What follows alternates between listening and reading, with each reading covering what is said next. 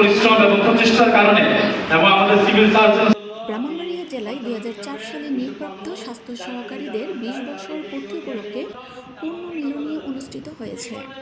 গতকাল মঙ্গলবার ব্রাহ্মণবাড়িয়া জেলা পরিষদ মিলনায়তনে সকাল থেকে বিকেল পর্যন্ত নানান আয়োজনের মধ্য দিয়ে স্বাস্থ্য সহকারীদের পুনর্মিলনী পালন করা হয়।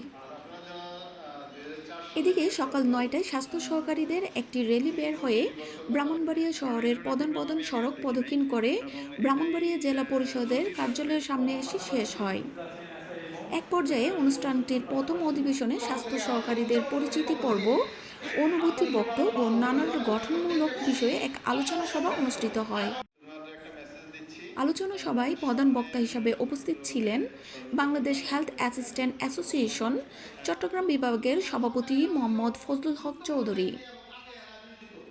পরে দুপুরের খাবার বিরতির পর পুনর্মিলনীর দ্বিতীয় অধিবেশন বিকাল ৩টায় শুরু হয়। দ্বিতীয় অধিবেশনের আয়োজনটিতে প্রধান অতিথি হিসাবে উপস্থিত ছিলেন Brahmanbaria civil surgeon doctor Mohammad Noman মিয়া।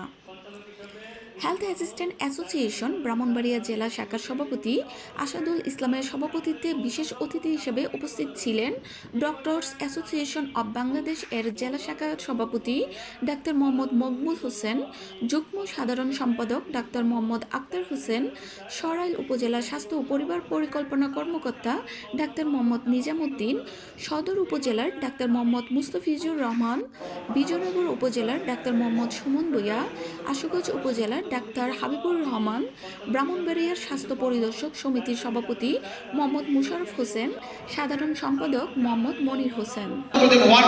যেন বক্স আর ব্যাগ নিয়ে আবার পুনরায় ওই কাজে ফিরে না যায় সেই ব্যবস্থা করার জন্য স্যার আবার কোনো নিয়োগের জন্য সকল প্রস্তুতি সম্পন্ন করে দিয়েছেন। সেই এই পরিশ্রম করছেন স্যারকে আসলে আবারও ধন্যবাদ জানিয়ে এইখানে আমার বক্তব্য শেষ করছি। প্রধান অতিথির বক্তব্যে civil surgeon doctor Mohammad Noman Mia বলেন, ব্রাহ্মণবাড়িয়া জেলায় স্বাস্থ্য বিভাগের মাঠকর্মী যারা রয়েছেন সকলেই ভালো। ব্রাহ্মণবাড়িয়া জেলার মধ্যে আমার যারা মাঠকর্মী আছেন সবাই, তবে ধানের মতো চিটা থাকে না, এরকম দুইজন যদি থেকে থাকে আমি আশা করবো ওনারাও ভালো হয়ে যেতে বাধ্য হবে।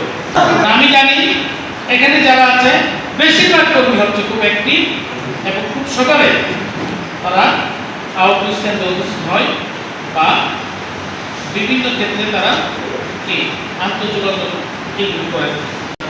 আর যারা ভালো কাজ করে তাদের জন্য আমি পাশে আছি।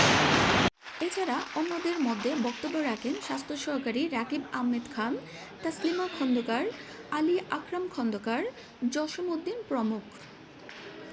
বক্তব্য শেষে আমন্ত্রিত অতিথিবৃন্দদের শুভেচ্ছা স্মারক তুলে দেন স্বাস্থ্য সহকারীরা এবং স্বাস্থ্য সহকারীদের শুভেচ্ছা স্মারক প্রদান করেন অতিথিবৃন্দ। পরে এক র্যাফেল ড্র এর পুরস্কার বিতরণের মাধ্যমে পুনর্মিলনী অনুষ্ঠানের সমাপ্ত ঘোষণা করা হয়।